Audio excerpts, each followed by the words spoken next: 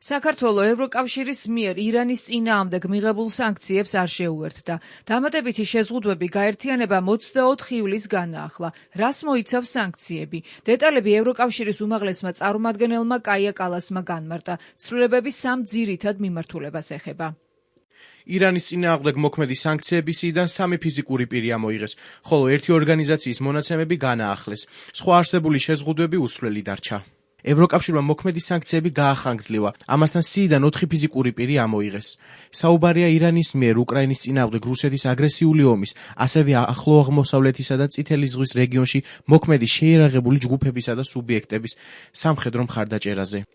ირანში ადამიანის უფლებების მძიმე მდგომარეობის გამო შავსიას კიდევ 6 ფიზიკური პირი დაემატა. ამ გადაწყვეტილებას უერთდებიან ევროკავშირის კანდიდატი ქვეყნები ალბანეთი, ბოსნია და ჰერცეგოვინა, მოლდოვა, მონტენეგრო, ჩრდილოეთ მაკედონია და უკრაინა.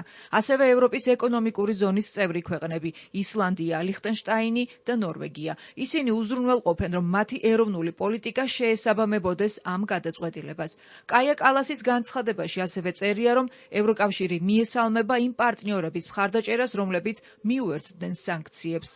მხარდამჭერთა სიაში ევროკავშირის კანდიდატი ქვეყნების საქართველოს, თურქეთისა და სერბეთის გარდა ასევე არ არიან ირანის მეზობელი სამხრეთ კავკასიის ქვეყნებიც, სომხეთი და აზერბაიჯანი. რითი ხსნის ქართული ოცნება გადაწყვეტილებას არ მიერთებოდა სანქციებს.